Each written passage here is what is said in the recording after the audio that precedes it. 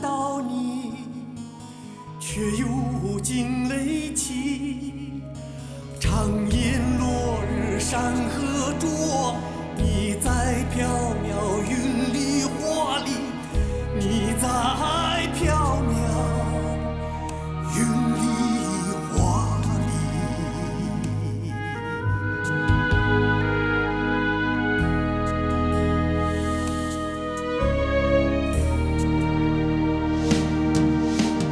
唱歌一曲，好风好梦好歌好一起。唱歌一曲，好风好梦好歌好一起。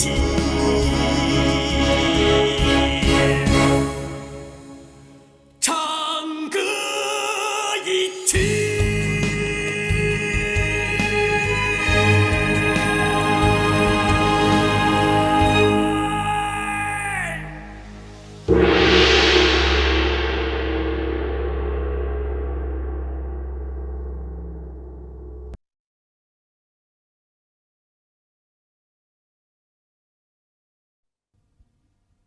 第一，追杀者究竟是什么人？为什么要不顾一切地追杀这样一个柔弱女子，以至于竟然不惜动用天王庙中的机关埋伏？然而，在我们将机关破解之后，他们却又并不现身，继续对我们施以杀手，以期达到杀死小姑娘的目的，却任由我们将人带走。这前后形势，岂不是非常矛盾？不错，这一点，卑职至今也想不明白。而今事件刚刚开端，头绪皆无，因此，我们只是先提出问题。大人，那第二点疑问是什么？第二点，为什么要在黑衣天王庙之中设置如此厉害的机关？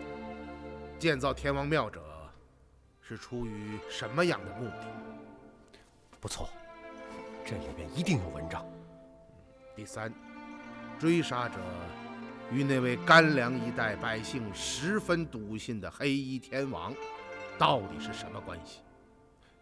神庙中的那个声音自称是黑衣圣使。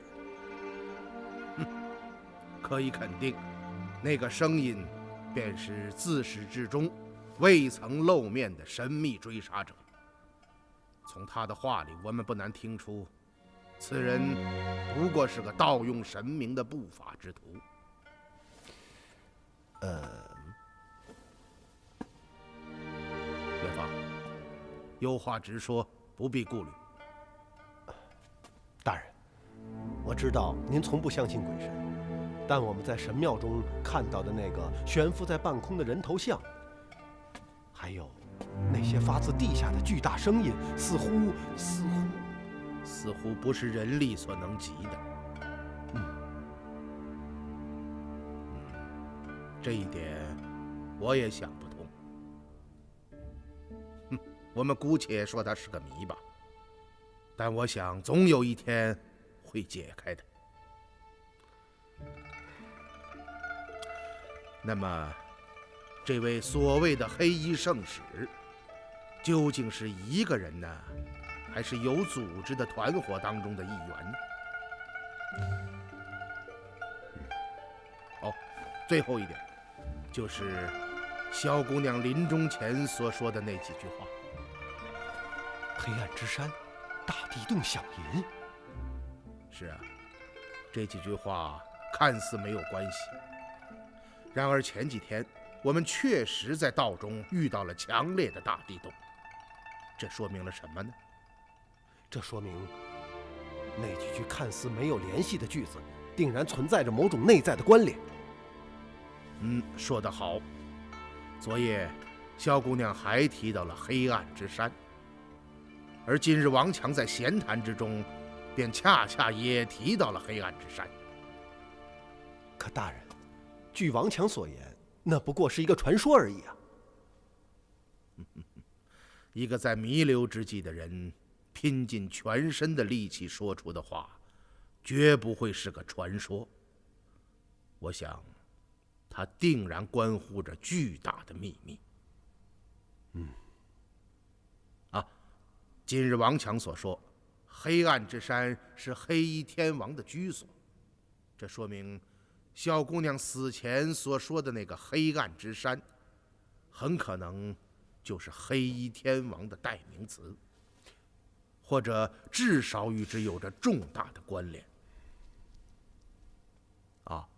跟着他说到了大地洞。元芳，你想一想，如果他没有受伤，按照连贯的意思，应该如何将其连接起来呢？大人，通顺的说法有几种。第一种，就是住在黑暗之山的黑衣天王引发了这次大地洞。这算是一种通顺的说法，但却是不可能的，也不合理。地洞是自然之术，绝不会由任何人力引发所致。可如果引发地洞的不是人，而是神，是传说中的黑衣天王，那这种说法能够站得住脚吗？地洞乃天行之道，与风雨雷电、洪水旋风均是一般，因此可以断定，此次地洞必是自然之术。好，那么第一种说法已经被排除了。你继续说。第二种通顺的说法就是，住在黑暗之山的黑衣天王知道了这次大地洞。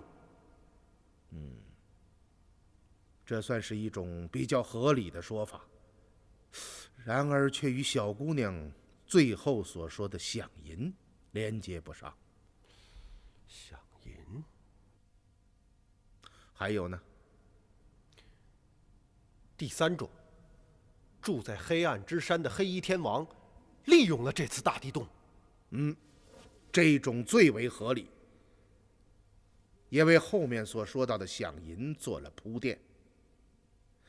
依照他临死前所说，黑暗之山、大地洞、响银，我们姑且认定他这3句话是有内在联系的。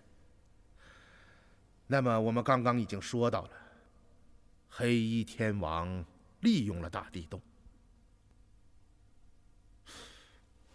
来，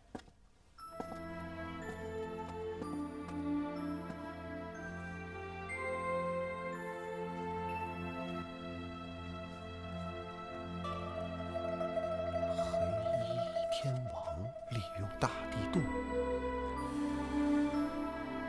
那么响银呢？大人，响银是朝廷激发给各位帅的军资，难道这与黑衣天王和大地洞能够扯上关系？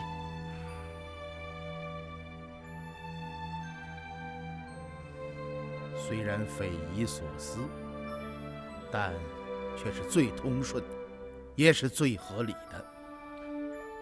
是什么？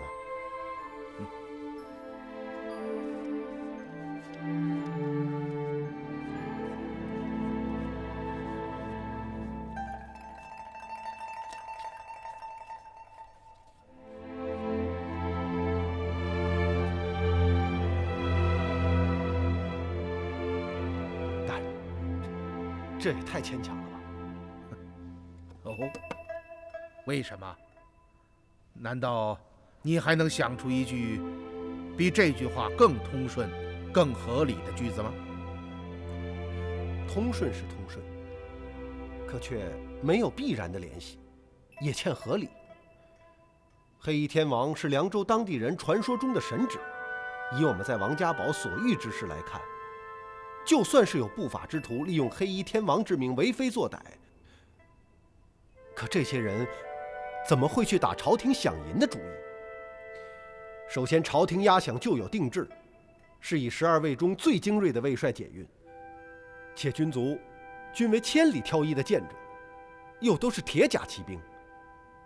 因此以卑职想来，没有任何一支民间武装有力量有胆量去攻击他们，就更不要说从铁甲军严密卫护下抢走饷银了。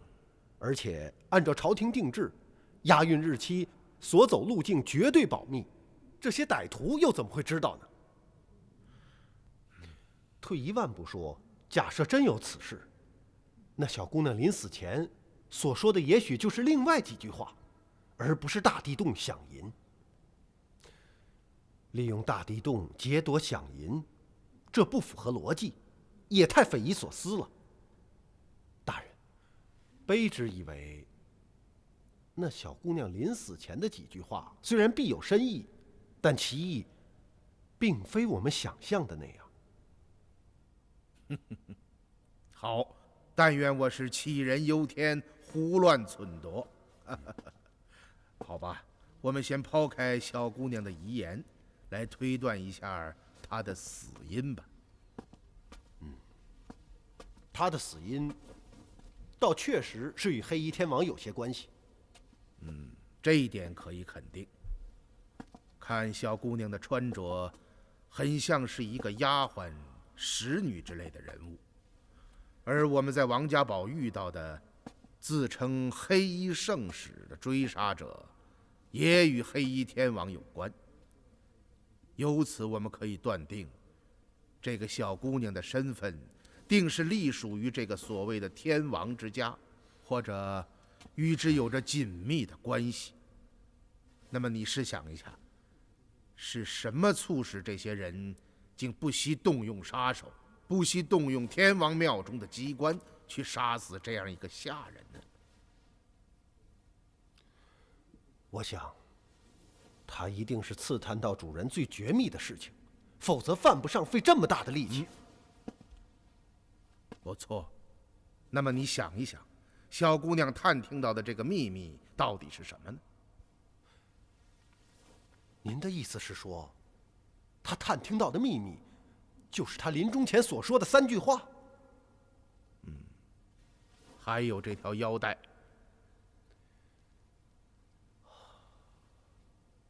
除此之外，恐怕没有别的解释。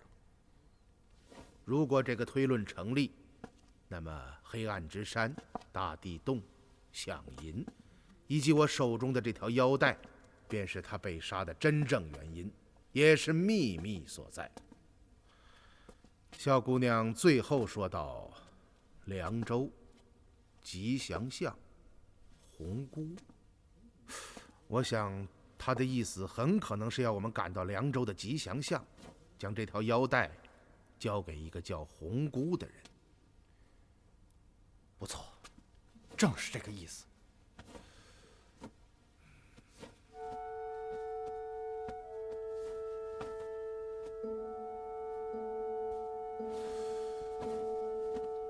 这条腰带到底隐藏着什么秘密？与他临死之前所说的那几句话有什么内在的关联呢？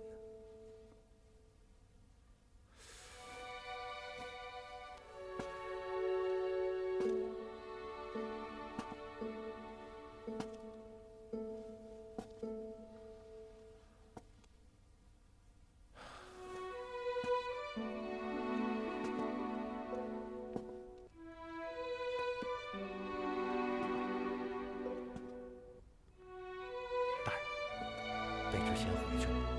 啊。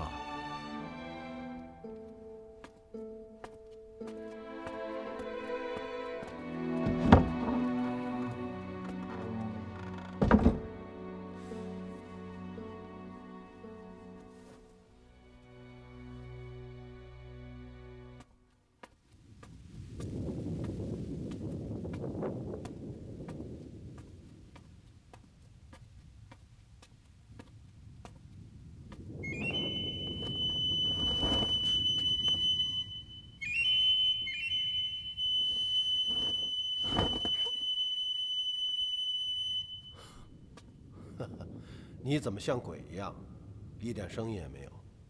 是你的耳朵不好。请吧。谁说我要过去了？那我就先过了。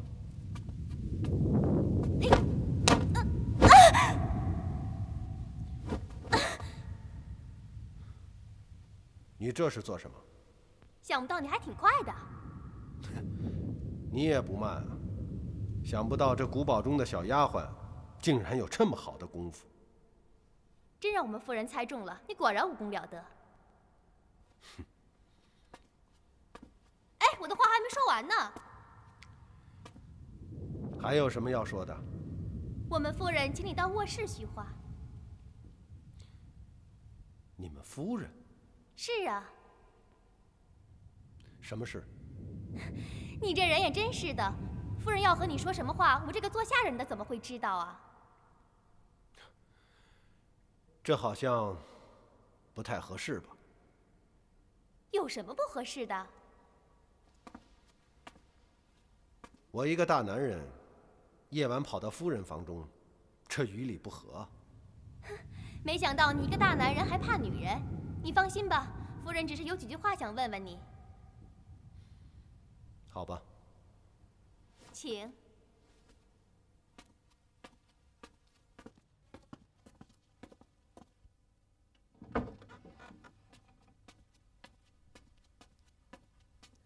夫人。哦，燕儿，你真是调皮，还不快请李先生进来？是。请。夫人。李先生，丫鬟无礼，望先生宽宥。哪里，倒是元芳下手重了些。冒昧相请，微儿实在唐突。夫人言重了。请坐。请。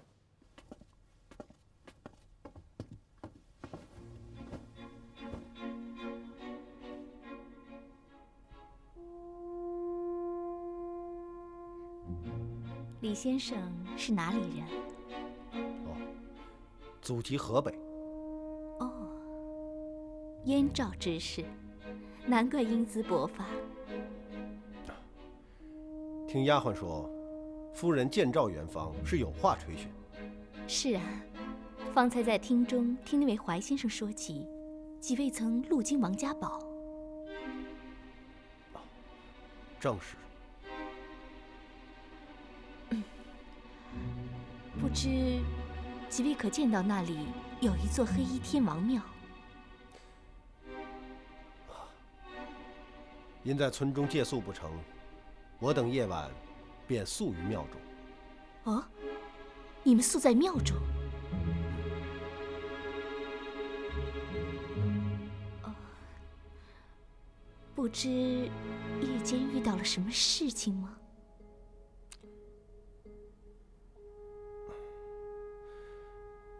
夫人说的事情是指什么？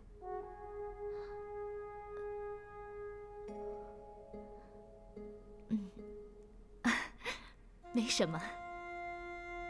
诸位是要到凉州吧？正是。我有一事想烦请李先生，不知是否唐突？夫人但说无妨。我有一妹居于凉州，虽非千山阻隔，然女儿之身不便远行，因此想烦请李先生代为捎去书信一封。分内之事，何须夫人到老？不知书信现在何处？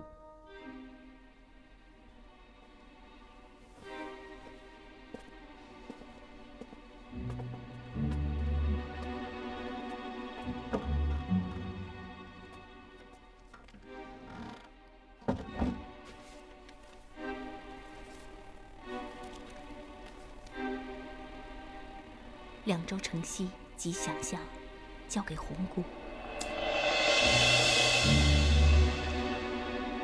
李先生，您怎么了？没什么。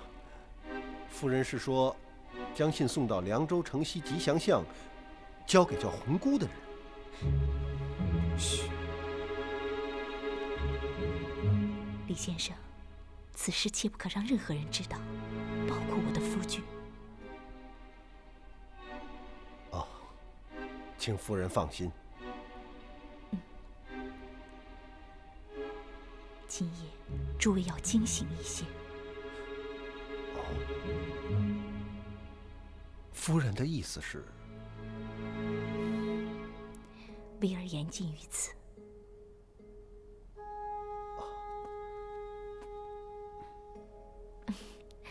劳动先生于心不安，些许下午不成敬意，请李先生收下。哦，区区小事，不劳夫人赏赐。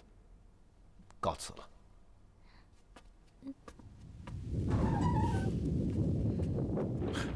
什么？正是。夫人请我将这封信送到凉州城西的吉祥巷，交给叫红姑的人。和小姑娘临终之前所说的一模一样。大人，这里边定有文章。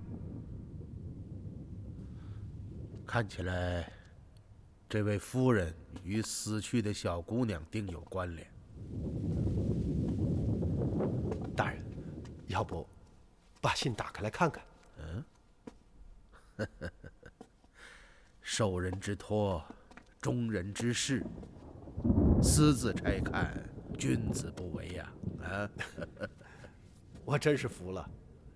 您刚刚说完那个小姑娘与这古堡有关，事情就应验了。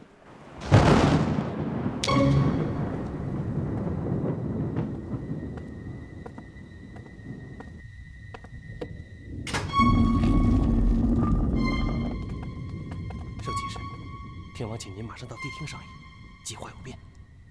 计划有变？正是。什么？狄仁杰？是他？天王请您马上过去。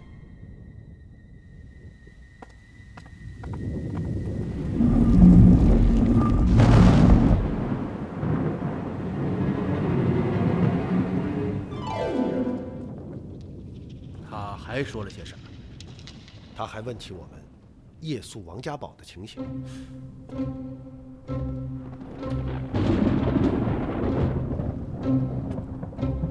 元芳啊，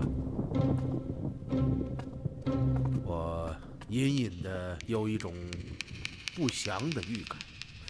是什么？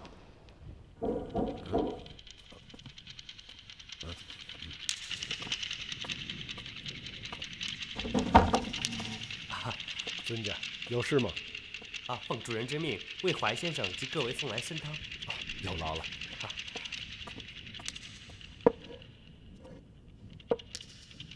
啊，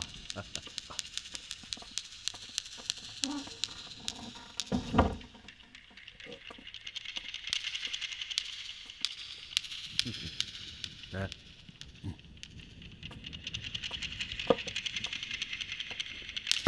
呦！尊家，还有什么事？小的，小的只是忘了将托盘取走。请吧。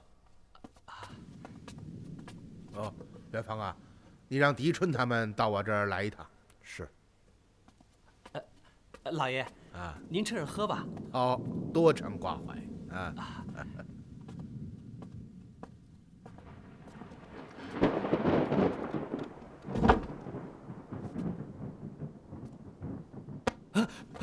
您怎么，又忘了什么吗？没有。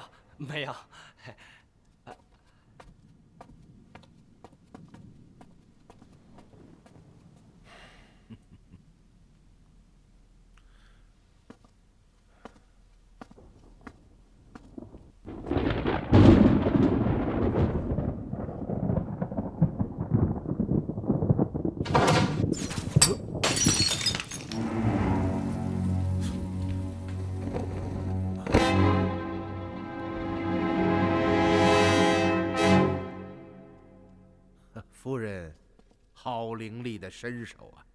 怀某在此谢过夫人相救之德。怀先生太客气了。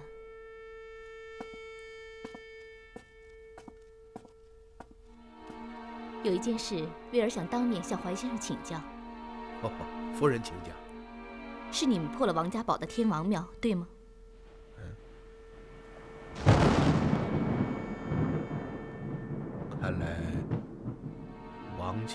已经知道此事了。不错，怀先生还没有回答我的问题呢。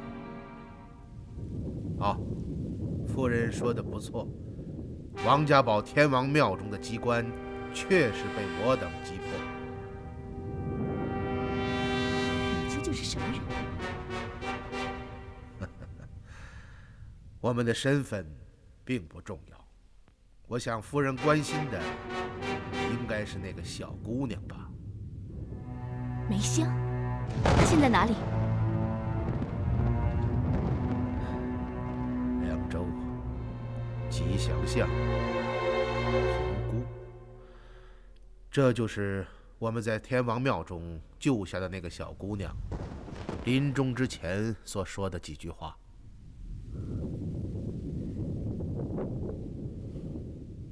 她死了。是的，她死了。她还说了什么？黑暗之山，大地洞，响银。她提到黑暗之山。正是。那她临死前有没有交给你什么东西？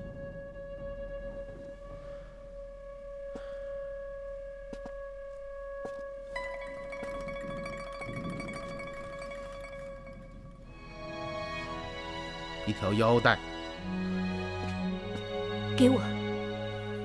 夫人问了半天，是否也该容老朽问几句？你认识那个小姑娘吗？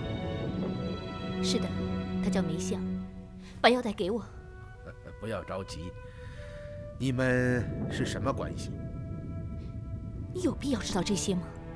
当然，非常重要。梅香是王强的贴身丫鬟。我问的是你们的关系。换个问法吧，你们的真实身份到底是什么？对不起，这一点我不能回答你。那么，对不起，这条腰带不能给你。你认为能够拦得住我吗？他不能，我能。是你，你什么时候进来的？这一点并不重要。夜深了，夫人请回吧。你真的认为能够阻拦我？我并不想动手，但是如果迫不得已，我会试一试。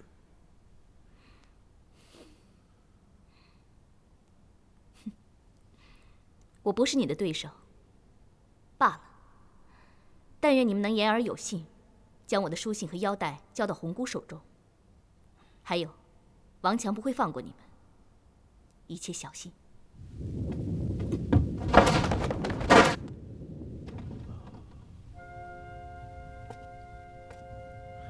大人，看来王强一伙已经知道了，是我们击破了天王庙，救出小姑娘。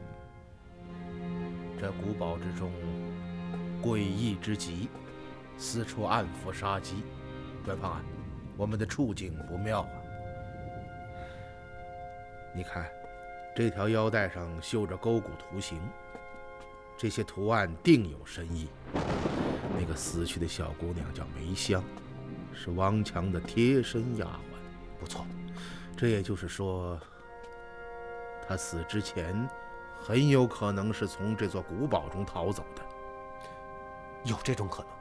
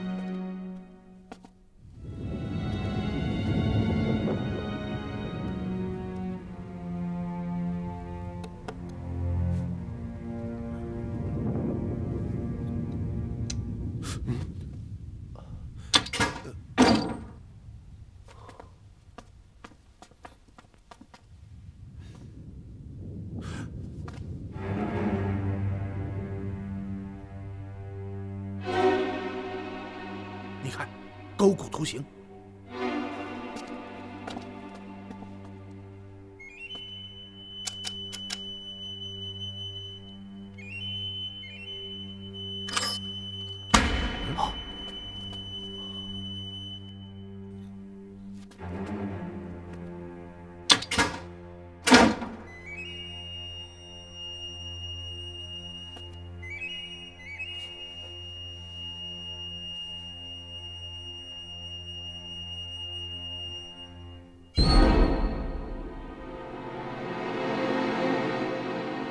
与腰带上绣的一模一样。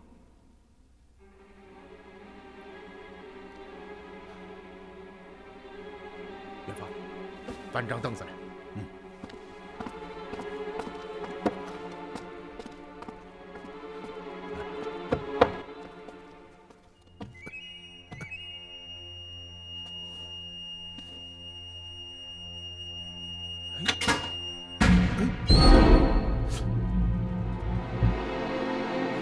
是暗门。元芳，进去看看。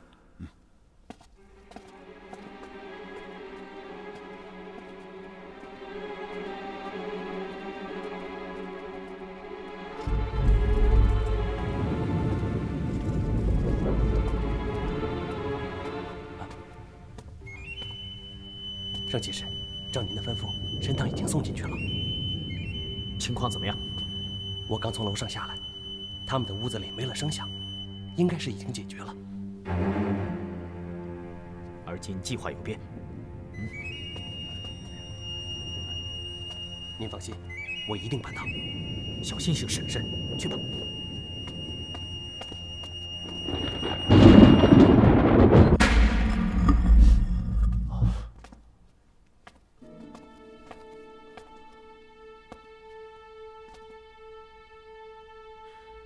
这里怎么有这许多大车呀？看样子是装货的。过去看看。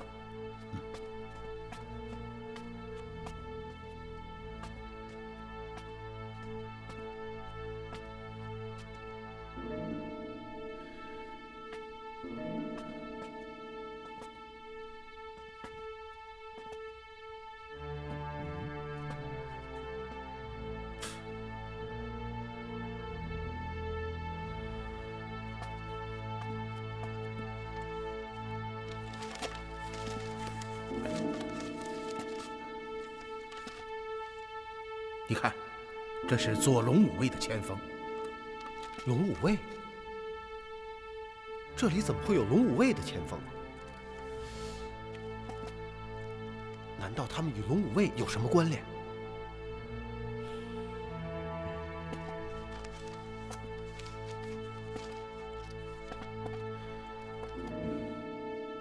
元芳，你看，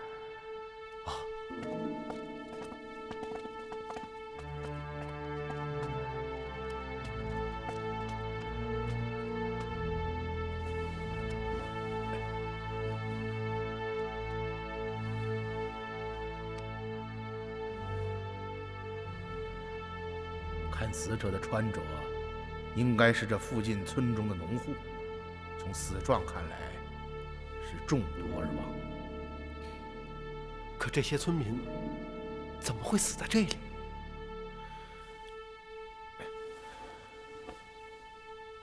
可以肯定，这些村民是被王强一伙抓来充当脚夫，事成之后杀人灭口。这群畜生！可是这么多村民同时中毒，他们是怎么做到的呢？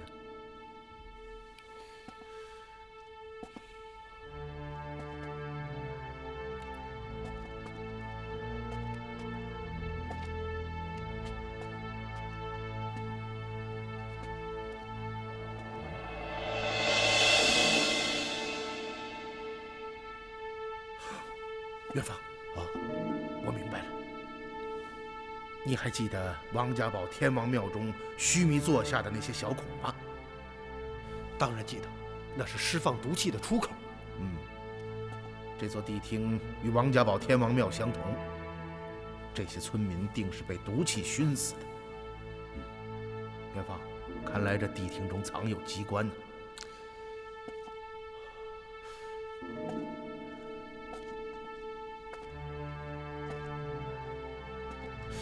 是什么货物这样重要，令王强一伙不惜残杀如此众多的村民？打开看看。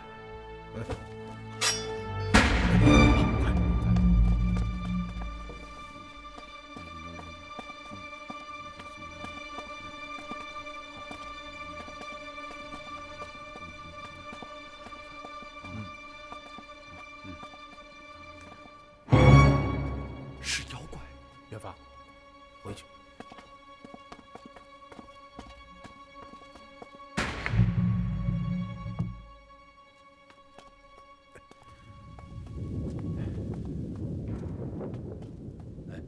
关上。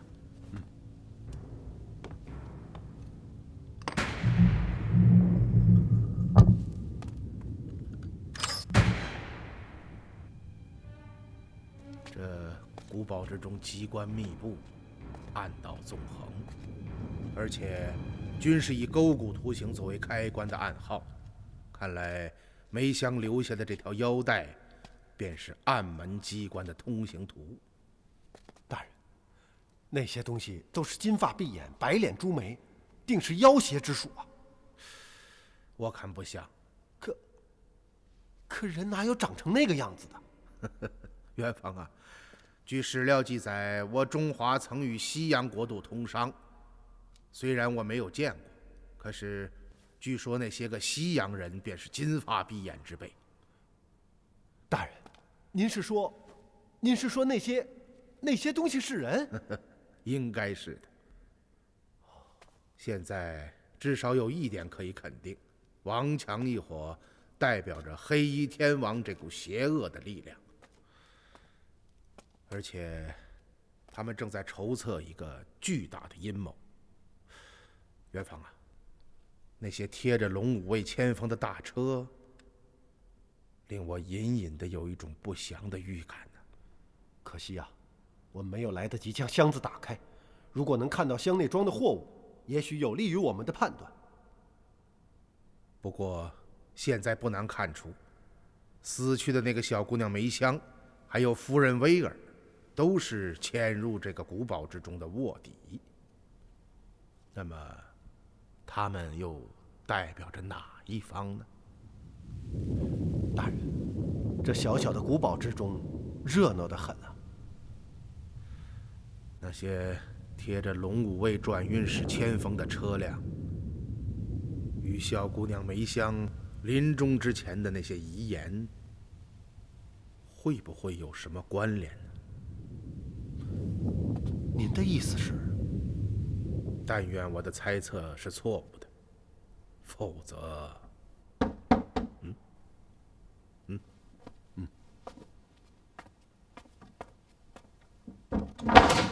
李将军，来，老爷，李将军，我看这个古堡有些不太对劲儿啊。我们必须马上离开。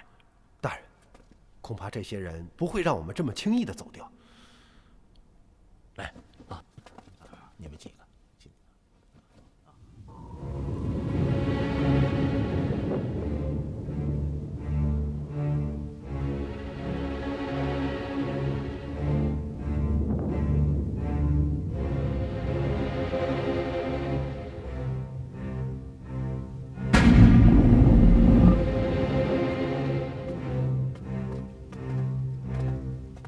饶你奸似鬼，喝了洗脚水，弟兄们，动手！是。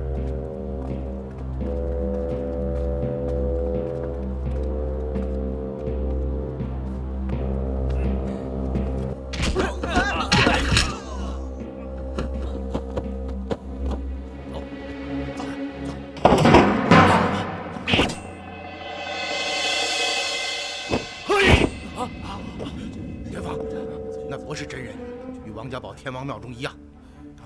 看来他们已经发现了，怎么办？说不得，只能闯一闯。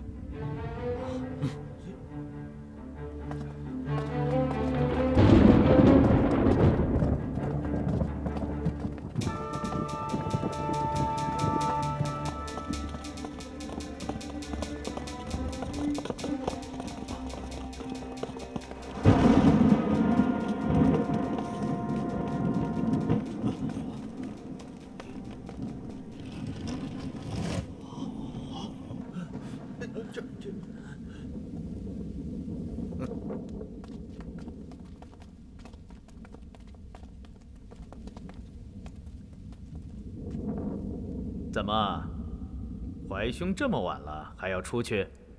呵呵，急于赶路，趁雨夜行。如此不辞而别，太无君子之风了吧？对君子当守君子之礼，可对禽兽就用不着了吧？怀兄说我是禽兽，心如蛇蝎，竟在汤碗荼毒，非禽兽而何？其实小弟只是想让怀兄死得稍微平静一些，可惜怀兄并不领情啊。如此恶毒之事，王兄竟说得振振有词，可见你连禽兽都不如。